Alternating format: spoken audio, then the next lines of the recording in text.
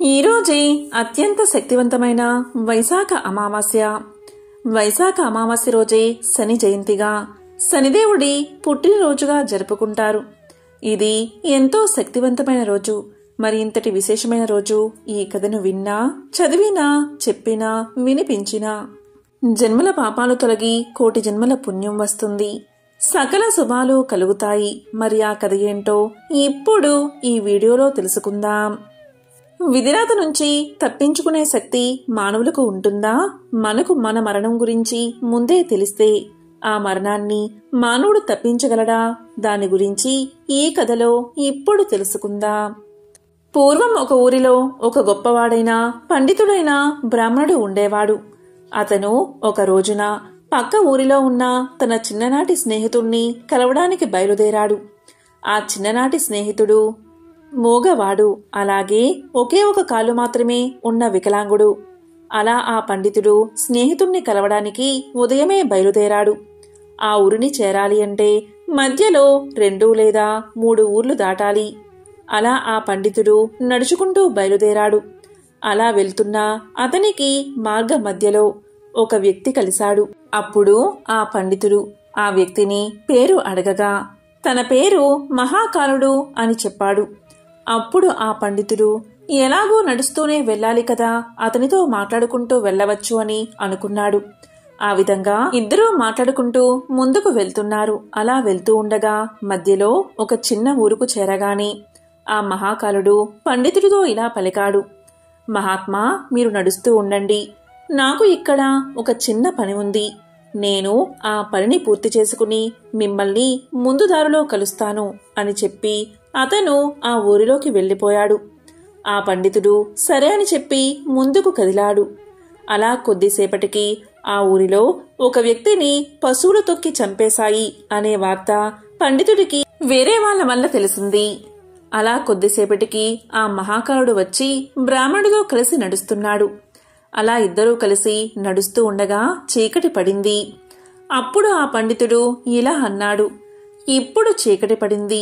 మనం ఈ రోజు రాత్రికి ఈ ఊరిలో ఉన్న గుడిలో పడుకుని తెల్లవారగానే మళ్లీ ప్రయాణం మొదలు పెడదాం అని పలకగా ఆ మహాకాలుడు ఇలా సమాధానం చెప్పాడు. సరే మహాత్మా, అలాగే చేద్దాం. మీరు ఇక్కడే ఉండండి. నాకు ఈ ఊరిలో ఒక ముఖ్యమైన పని ఉంది.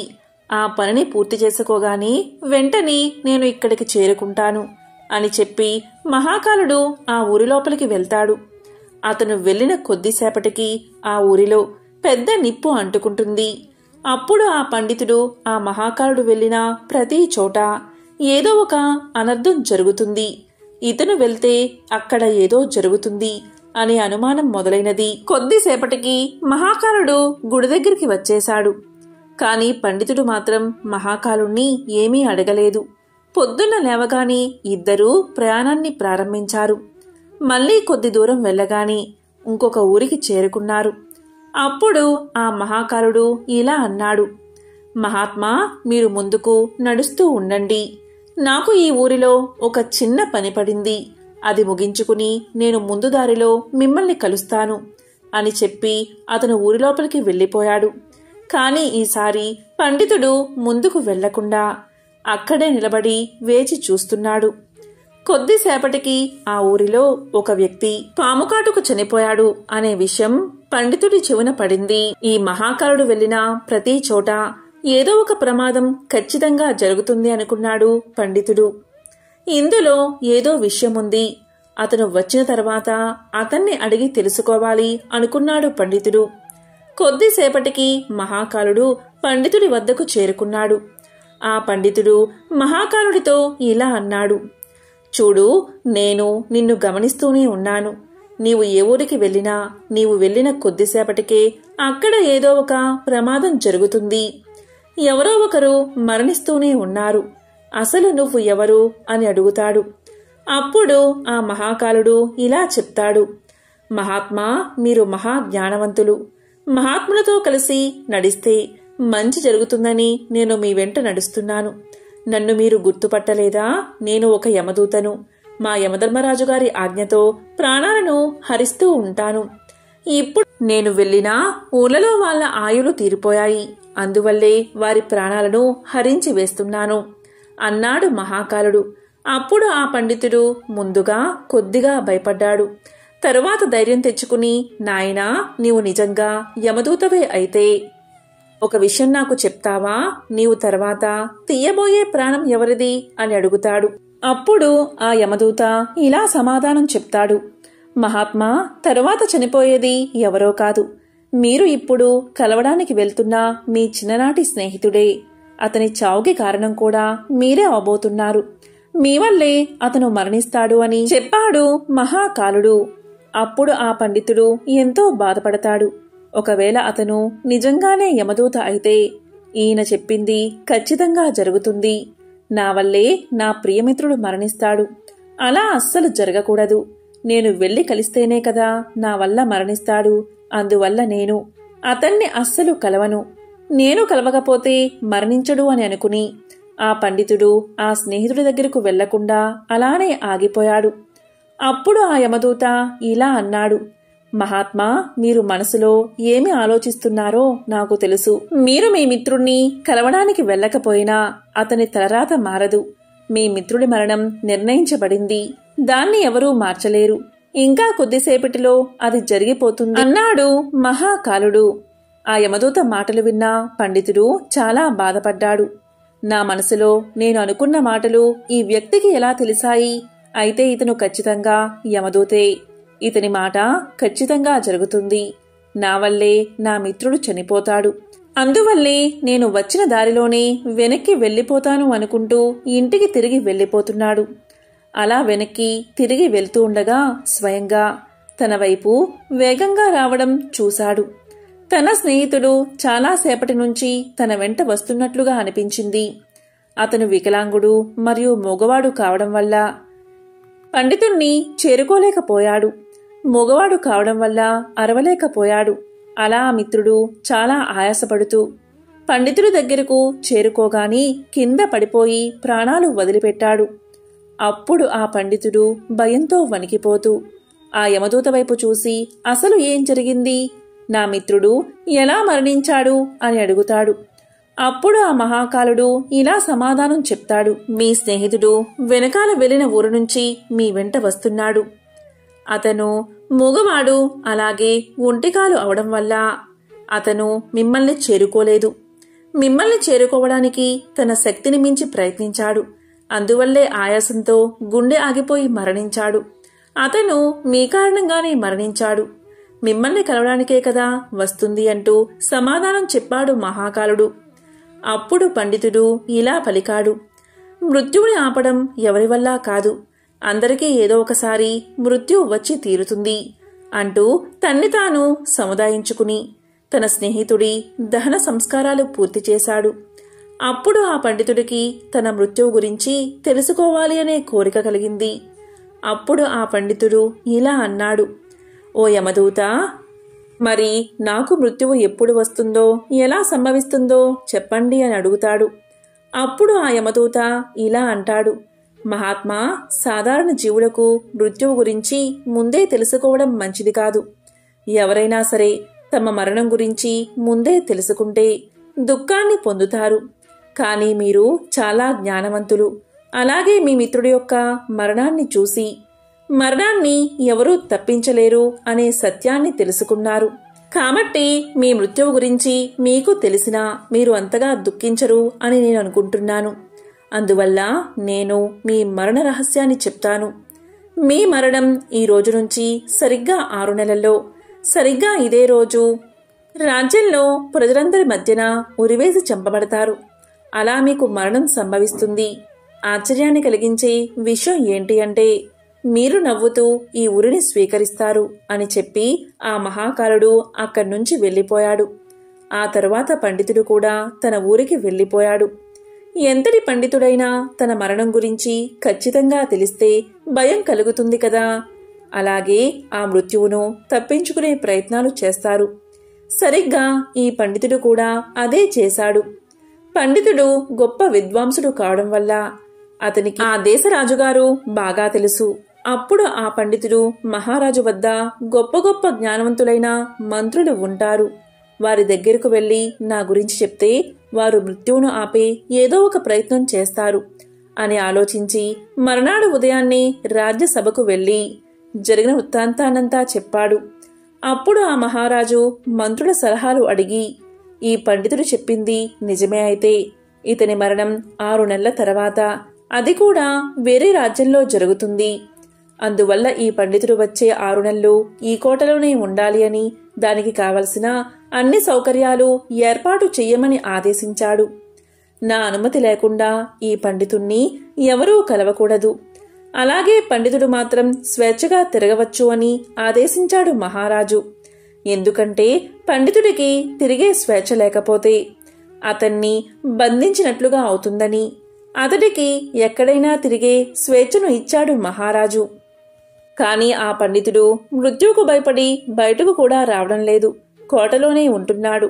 కాలం గడుస్తూ ఉంది. చివరికి పండితుడికి మృత్యువు సంభవించే రోజు రానే వచ్చింది. తెల్లవారితే మరణం సంభవించే రోజు. అప్పుడు ఆ పండితుడు ఇలా అనుకున్నాడు, నేను బయటకు వెళ్తేనే కదా మరణం. నేను ఎలాగో బయటకు వెళ్ళను, ఇక్కడే ఉంటాను. ఇక్కడే ఉంటే మరణం సంభవించదు. ఇక నేను మరణాన్ని తప్పించుకున్నట్లే అని అనుకుని ఆనందంగా ఆ రోజు రాత్రి త్వరగానే పడుకున్నాడు. ఆ పండితుడికి నిద్రలో నడిచే అలవాటు ఉంది. ఆ విషయం అతనికి కూడా తెలియదు. అలా ఆ పండితుడు నిద్రలో నడుచుకుంటూ బయటకు వచ్చి ఒక గుర్రపు బండి మీద కూర్చున్నాడు. పండితుడికి ఎక్కడైనా తిరిగే స్వేచ్ఛ ఉంది కాబట్టి అతన్ని ఎవరూ ఆపలేదు. అలా అతను గుర్రపు బండిపైనే వెళ్తూ పక్కన ఉన్న రాజ్యంలోకి ప్రవేశించాడు. రాత్రి సమయం కావడం వల్ల అందరూ గాఢ నిద్రలో ఉన్నారు. ఆ పండితుడు గుర్రపు బండి దిగి నడుచుకుంటూ నేరుగా మహారాణి పడక గదిలోకి చేరుకుని మహారాణి మంచంపైనే పడుకున్నాడు. తెల్లవారుజామునే మహారాజు పండితుడు మహారాణి పక్కన పడుకుని ఉండడం చూసి కోపంతో ఊగిపోయాడు. వెంటనే భటుల్ని పిలిపించి ఆ పండితుణ్ణి బంధించి కారాగారంలో పడేశాడు. కాని పండితుడికి ఏమీ అర్థం కాలేదు.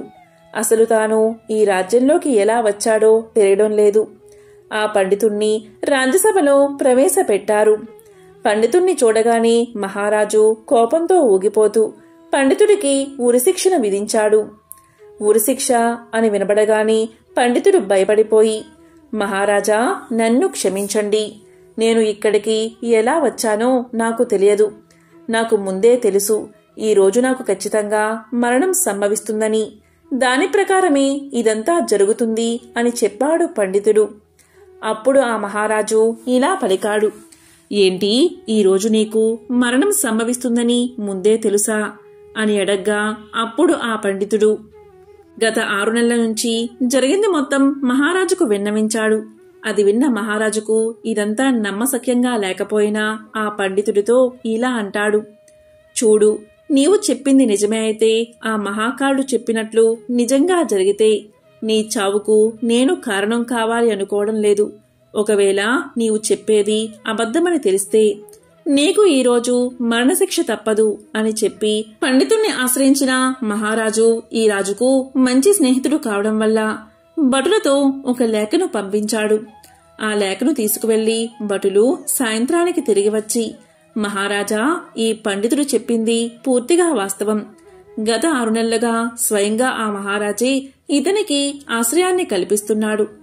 కాని ఇతను ఈ రాజ్యంలోకి ఎలా ప్రవేశించాడు అనేది మాత్రం ఎవరికీ తెలియదు.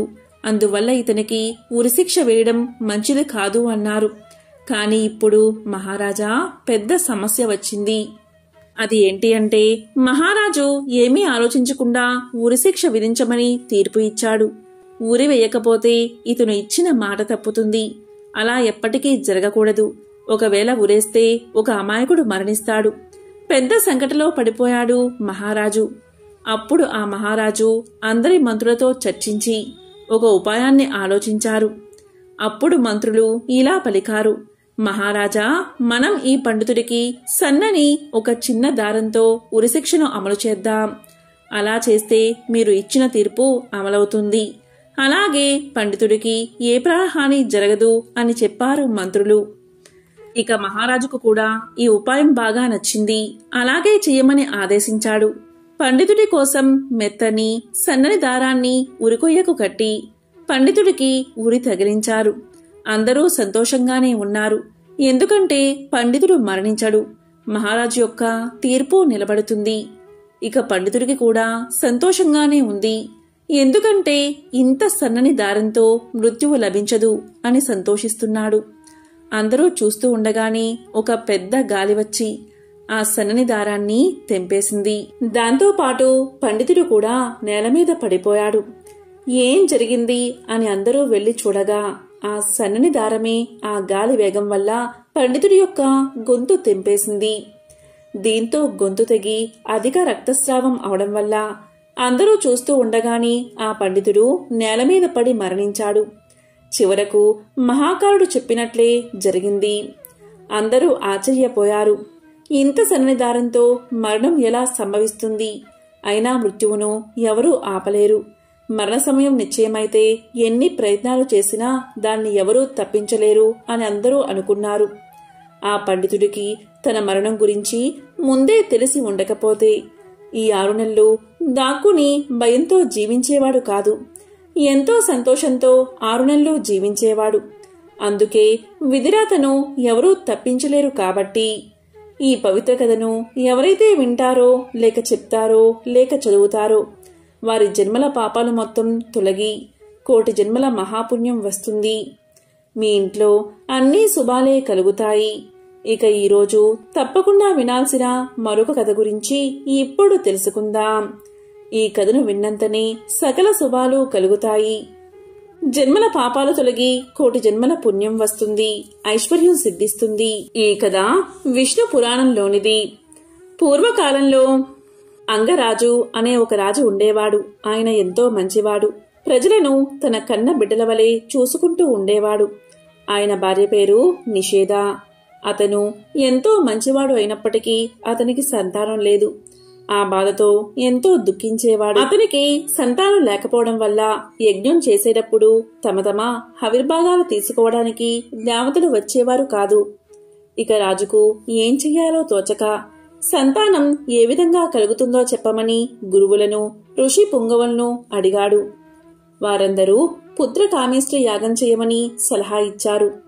ఆ విధంగా అంగరాజు పుత్ర కామేష్టి యాగం చేశాడు. దానివల్ల తన భార్య నిషేధ గర్భం దాల్చి ఒక కుమారుణ్ణి కన్నది. ఆ బిడ్డకు వేణుడు అనే పేరు పెట్టారు. ఆ బిడ్డ మృత్యుదేవత అంశమున పుట్టడం వల్ల క్రూరబుద్ధి కలిగింది. అతను బాల్యం నుంచే తన తోటి స్నేహితులను క్రూరంగా శిక్షించేవాడు.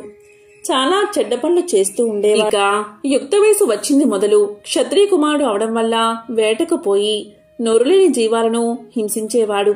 అంతేకాదు గోవులను కూడా బాధ పెట్టేవాడు. తన మాటకు ఎదురు చెప్పేవారిని ఇలా చెయ్యొద్దు అని చెప్పేవారిని క్రూరంగా శిక్షించేవాడు. ఇదంతా కూడా రాజుగారికి తెలిసింది.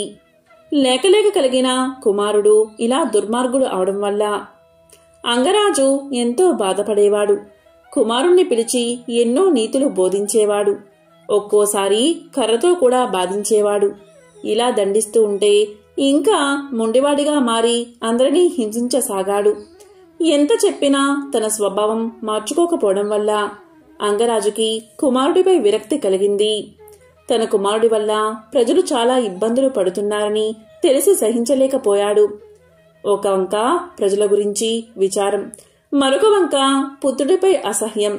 దీనివల్ల రాజుకు దిక్కుతోచక ఒకరోజు రాత్రి ఎవరికీ చెప్పకుండా రాజ్యం వదిలి ఎక్కడికో పారిపోయాడు.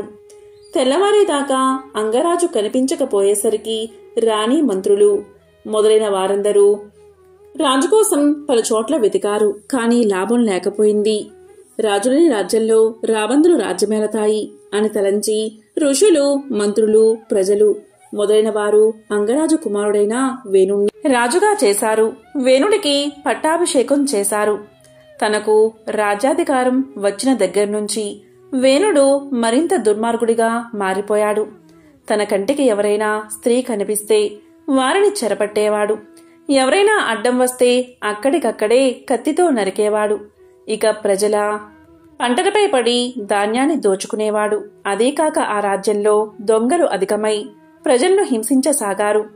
ప్రజలకు శాంతి అనే మాట లేకుండా పోయింది. ఆ రాజు ఎవరినీ లెక్క చేయక రోజురోజుకు దుర్మార్గుడిగా మారుతున్నాడు. యజ్ఞయాగాది క్రతువులయందు హవిర్భాగం తనకే ఇవ్వాలని, తాను దేవతలకు ఎంతమాత్రం తీసిపోనని వాదించేవాడు. ఇలా చేయనివారిని కఠినంగా దండించేవాడు. ఇక అప్పటి వరకు రాజకుమారుడు అని చూసినా ముళ్లకు కోపం అధికమైంది. రోజురోజుకు అఘాయిత్యాలు పెరిగిపోతున్నాయి. అతని దగ్గరకు వెళ్లి కొన్ని నీతి వాక్యాలు, ధర్మము బోధిద్దాము, వినకుంటే అప్పుడే శిక్షిద్దాము అని రాజు దగ్గరకు, వేణుడి దగ్గరకు మహర్షులు వెళ్లారు. వాళ్ళు ఇలా పలికారు: ఓ మహారాజా, నీవు ఈ విధంగా ప్రజలను బాధించడం తగదు. యజ్ఞయాగాది క్రతువులను అడ్డగించడం తగదు. నీవు ఇప్పటికైనా మంచి మార్గంలో నడుచుకో, లేకపోతే నీ ప్రాణాలు నీకు దక్కవు అని కఠినంగా చెప్పారు. కాని వారి మాటలు రాజు కొంచెం కూడా లెక్క చేయలేదు. వేణుడు ఋషులతో ఇలా పలికాడు: ఓహో, మీరేనా నన్ను చంపేది అని గట్టిగా అరిచాడు. ఎంత చెప్పినా దుష్టబుద్ధి మార్చుకోలేదు. నీవు ఈ క్షణమే మరణిస్తావు అని శపించారు ఆ మునులు. వెంటనే వేణుడి ప్రాణాలు పోయాయి. కుమారుడి మరణానికి నిషేధ మిక్కిలి దుఃఖించి కుమారుడి కళేబరం దగ్గరకు వెళ్లి ఆ శరీరాన్ని ఒకచోట భద్రంగా ఉంచింది. వారికి ఇక సంతానం లేనందున ఆ తరువాత రాజు అయ్యేవారు లేకుండా పోయారు. ఇక మంత్రులు, ప్రజలు మునుల దగ్గరకు పోయి రాజ్య సంరక్షణ చేయమని ప్రార్థించారు. ఆ మునులు తమ మంత్ర ప్రభావం వల్ల వేణుడి మృత శరీరం నుంచి ఒక పురుషుణ్ణి పుట్టించి అతనికి మృదురాజు అని పేరు పెట్టారు. ఆ మృదురాజు కేవలం విష్ణుమూర్తి అంశాన పుట్టినవాడు అవడం వల్ల బాల్యం నుంచి మంచి ప్రవర్తన ఉండేది. అతను పెరిగి పెద్దవాడయ్యాక ప్రజల అభిప్రాయం ప్రకారం ఋషులు అతనికి రాజ్య పట్టాభిషేకం చేశారు. ఇంతకు ముందు వేణుడి చెడు పనుల వల్ల దేవతలు కోపగించి వర్షం పడకుండా చేశారు. అందువల్ల భూమి ఫలింపకపోవడం చేత దేశంలో కరువు పెరిగింది. ప్రజలు తినడానికి తిండి లేక, దాహానికి నీరు లేక ఎంతో బాధపడసాగారు. ప్రజల కష్టాలు తీర్చకపోతే నా పరిపాలన దండగా అని మృదు చక్రవర్తి అనేక యజ్ఞాలు చేశాడు. దేవతలు మృదు చక్రవర్తి యొక్క ప్రవర్తన చూసి ఎంతో సంతోషించి వర్షాన్ని కురిపించారు. కాని భూమి మాత్రం అలాగే ఫలించకుండా ఉంది. దీనికి కారణం ఏమిటి అని అనేక విధాలుగా భూదేవిని పూజించాడు మృదు చక్రవర్తి. అయినా భూదేవి శాంతించలేదు. భూమిని పంటకు అనువైన భూమిగా మార్చలేదు. దానివల్ల ఇంకా కరువు పెరిగింది. అన్నం దొరకక ప్రజలు నానా ఇబ్బందులు పడ్డారు. ఇలా తన ప్రయత్నాలన్నీ విఫలం అవడం చేత మృదు చక్రవర్తి కోపంతో భూమిని చీల్చి తీసుకువస్తానని, భూమిని ఫలించేలా చేస్తానని ప్రతిజ్ఞ చేశాడు. అతని ప్రతిజ్ఞ విన్న భూదేవి భయపడి గోరుపుం ధరించి సత్యలోకానికి పారిపోయింది. ఇక మృదు చక్రవర్తి పట్టు వదలక బాణం సంధించి భూదేవిని వెంబడించాడు. సత్యలోకంలో రక్షణ లేకపోవడం వల్ల భూదేవి కైలాసానికి పారిపోయింది. అక్కడ కూడా దిక్కులేక వైకుంఠానికి పారిపోయింది. అప్పుడు శ్రీ మహావిష్ణువు భూదేవిని చూసి, ఓ సాధ్వి, మృదు చక్రవర్తి నా అంశాన జన్మించి ఉన్నాడు. కాబట్టి నేను అతనితో విరోధం పెట్టుకోలేను. నీవే అతన్ని శరణువేడు, అతను తప్ప ఎవ్వరూ నిన్ను రక్షించలేరు అని చెప్పాడు విష్ణువు. ఇక భూదేవి చేసేది లేక తన వెంట వస్తున్న మృదు చక్రవర్తికి ఎదురుగా వెళ్లి ఇలా పలికింది: ఓ మహానుభావా, నన్ను చంపకు. నేను ఇప్పుడు గోమాత రూపంలో ఉన్నాను. నా పాలు పితుకు, దానివల్ల నీకు కావలసినవన్నీ దక్కుతాయి. నన్ను రక్షించు అని పలికింది. ఇక మృదు చక్రవర్తి భూదేవి చెప్పిన ప్రకారం చేసి సర్వజనులకు కావలసినవన్నీ సమకూర్చాడు. అప్పట్నుంచి ఆ చక్రవర్తికి పృథ్వీ అనే నామం వచ్చింది. ఈ విధంగా జనులకు కావలసినవన్నీ సమకూర్చి ధర్మ మార్గాన అనేక సంవత్సరాలు రాజ్యాన్ని మృదు చక్రవర్తి పరిపాలించాడు. చివరకు శ్రీ మహావిష్ణువు యందు ఐక్యమయ్యాడు. కాబట్టి పరులను హింసించేవారు సమూలంగా నశిస్తారు. వంగా అను దేశంలో బబ్రు వాహనుడు అనే రాజు ఉండేవాడు. అతనిది విశాలమైన రాజ్యం. సమర్థవంతమైన పరిపాలనతో తన రాజ్యాన్ని శత్రువుల బారిన పడకుండా రక్షిస్తూ ధర్మ మార్గాన పాలన సాగిస్తూ ఉండేవాడు. అతని యుగం కృతయుగం అంటే సత్యయుగం కదా. భూమికి 4 దిక్కులా సత్యమే వర్ధిల్లేది. అలాంటి కాలంలో సత్యానికే పాఠాలు చెప్పే విధంగా పాలన సాగించేవాడు బభ్రువాహనుడు. బభ్రువాహనుడు అంటే అర్జునుడి కొడుకు కాదు, కేవలం పేరుకు మాత్రమే బభ్రువాహనుడు. అతని కాలంలో రోగులు లేరు, పాపాత్ములు లేరు, దొంగలు లేరు, హంతకులు లేరు. అద్భుతమైన పాలన మాత్రమే ఉండేది. ఒకరోజు బభ్రువాహనుడు అడవికి వేటకు బయలుదేరాడు. 100 గుర్రాలపైన స్వారీ చేస్తూ వెంబడి 100 మిత్రులు, వందలాది మంది సైనికులు, వీరందరి అవసరాలు తీర్చే సేవకులు రాజును అనుసరించారు. అద్భుతమైన అట్టహాసం, హడావిడితో వేట కొనసాగింది. ఎన్నో అడవి జంతువులను వేటాడుతూ ఆఖరికి ఒక లేడీపైన బాణం విసిరాడు బభ్రువాహనుడు. ఆ లేడీ చాలా తిక్కలేడి. అది ఎంతగా గాయపడినా లెక్క చెయ్యక బాణపు వేగంతో పారిపోవడం మొదలుపెట్టింది. ఆ క్షణం రాజు ఒక సాధారణ వేటగాడిలా మారిపోయాడు. తన వెంట మిత్రులు ఉన్నారని, పరివారం ఉందని మరచిపోయి తప్పించుకోబోతున్న లేడి వెంటపడి తాను కూడా వేగంగా పరిగెత్తాడు. చివరికి అడవిలో ఒంటరిగా మిగిలిపోయాడు. కాని ఎలాగోలాగా లేడిని పట్టుకోగలిగాడు. అయితే అందుకోసం చాలా సమయాన్ని కేటాయించాల్సి వచ్చింది. లేడి వెంట పరుగులు తీస్తున్నంతసేపు అతనికి ఆకలి దప్పికలు అర్థం కాలేదు. కానీ లేడి చిక్కి లక్ష్యం పూర్తి కాగానే అతని ఆకలి దప్పికలు చుట్టుముట్టాయి. అంతసేపు లేడి కొరకు వేటాడిన రాజు ఆకలి దాహాలను తీర్చుకోవడం కోసం వెతుకులాట మొదలుపెట్టాడు. అదృష్టవశాత్తు అక్కడికి సమీపంలోనే ఒక సరస్సు కనబడింది. అందులో ముందుగా స్నానం చేసి తరువాత నీరు తాగి ఒడ్డున ఉన్న ఒక చెట్టు కింద తన పరివారం కోసం ఎదురు చూస్తూ విశ్రాంతి తీసుకోసాగాడు. అనుకోకుండానే రాజుకు నిద్ర ముంచుకు వచ్చి కనులు మూతపడసాగాయి.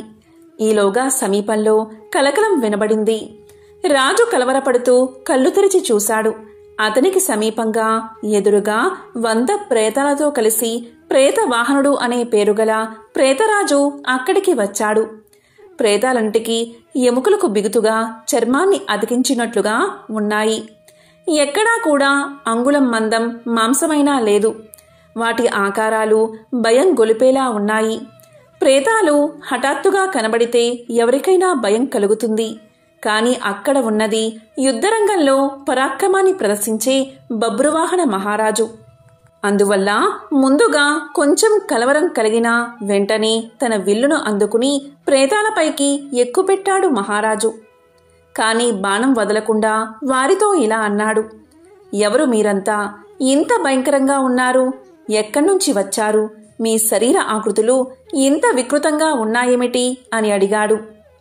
అప్పుడు ప్రేతాల నాయకుడైన ప్రేతవాహనుడు రాజుతో ఇలా పలికాడు. మహారాజా, మీ దర్శన భాగ్యం వల్ల మాలో ప్రేతభావం నశించిపోయింది. మాకు ఉత్తమ గతులు ఇక లభించే తీరతాయి అన్నాడు. ప్రేతవాహనుడి మాటలు రాజుకు అర్థం కాలేదు. అదే విషయం రాజు ఇలా అన్నాడు. ఓ ప్రేతమా, నువ్వేమి మాట్లాడుతున్నావు? నాకు అర్థం కావడం లేదు. నాకు అర్థమయ్యేలా చెప్పు అన్నాడు. దానికి ప్రేతవాహనుడు ఇలా పలికాడు. రాజా, ఈ ప్రేతాలన్నీ ఒకప్పుడు మనుషులే. కాని చేసుకున్న పాపాల వల్ల ప్రేతాలుగా మారిపోయాయి. ఎవరికైతే అగ్ని సంస్కారం, శ్రాద్ధం, తర్పణం జరగవో వారంతా ప్రేతాలై తిరుగుతారు. అంతేకాదు, నమ్మక ద్రోహులు, పాపాలకు ప్రాయశ్చిత్తం చేసుకొనివారు, తాగుబోతులు, దొంగతనం చేసేవారు, ఈర్ష, అసూయ, ద్వేషాలతో కాలం గడిపేవారు, గురుపత్నిని చరిచినవారు, ఒకరి ఆస్తిని అన్యాయంగా లాక్కున్నవారు, పరుల సొమ్ముకు ఆశపడిన వారు మొదలైన తప్పుడు పనులు చేసేవారంతా ప్రేతాలుగా మారతారు. మేమంతా ఇలా వచ్చిన వారమే. రాజా, మాకు తిండి దొరకదు, నీరు దొరకదు. దీంతో మేము ఆకలి దప్పికతో అలమటించిపోతూ ఉంటాం. మాకు ఎవరు శ్రాద్ధం కాని పిండం కాని పెట్టరు. అందుకే మేము ఇలా మిగిలిపోయాము. ఇలా మిగిలిపోయిన వారికి రాజే అపరక్రియలు జరపాలి. అలా జరపడం వల్ల మేము ప్రేత రూపం నుండి విముక్తి పొందుతాం. అలాగే మీరు కూడా గొప్ప పుణ్యాన్ని సంపాదించుకుంటారు. రాజా, బతికి ఉన్నంతసేపు వీరు నావారు, వీరు నావారు అనుకుంటాం. కానీ చివరకు ఎవరూ ఉండరు. కొడుకులు, భార్య వీరు మన అవసరం కోసం, మన స్వార్థం కొరకు మన వల్ల పుట్టుకు వచ్చిన వారే. మనం వారి అవసరం తీర్చినంత కాలం వారి చేత గౌరవించబడతాము. తరువాత మన అవసరం ఉండదు. అప్పుడు వారి నుండి గౌరవం లభించదు.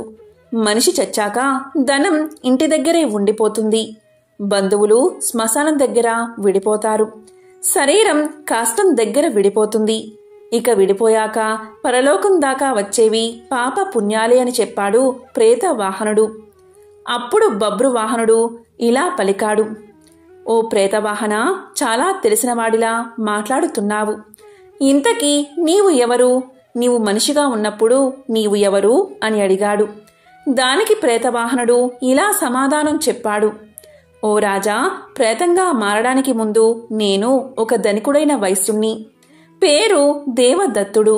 నేను సన్మార్గంలో నడిచాను, దేవతారాధన చేశాను, తీర్థయాత్రలు తిరిగాను, దాన ధర్మాలు కూడా చేశాను.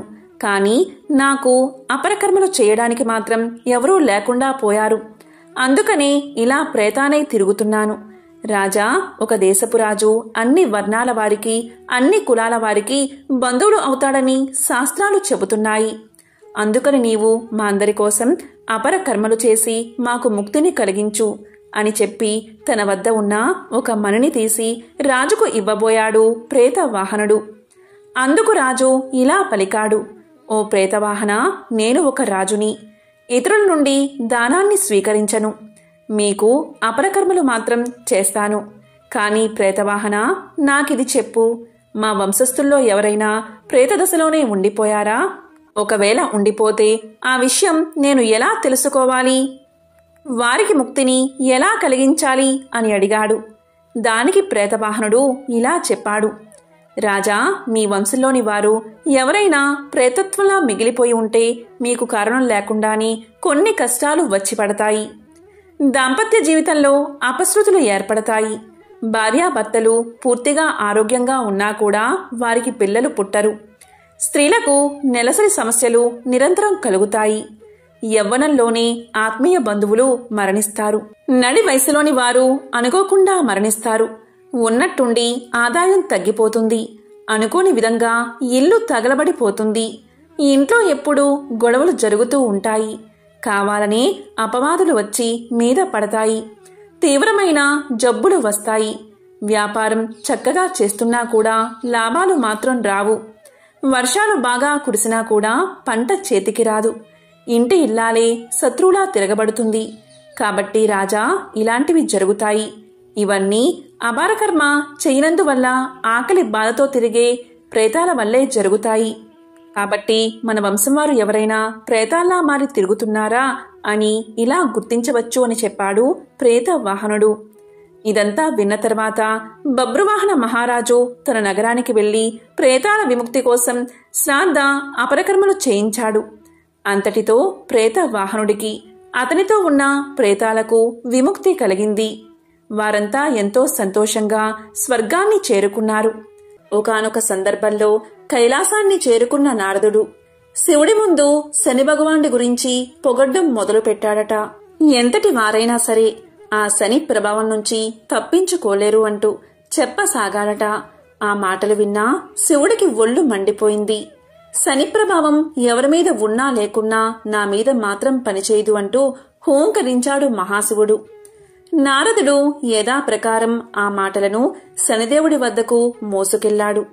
అప్పుడు శనిదేవుడు ఇలా పలికాడు, నారదా, నా ప్రభావం నుంచి తప్పించుకోవడం ఎవరి తరమూ కాదు.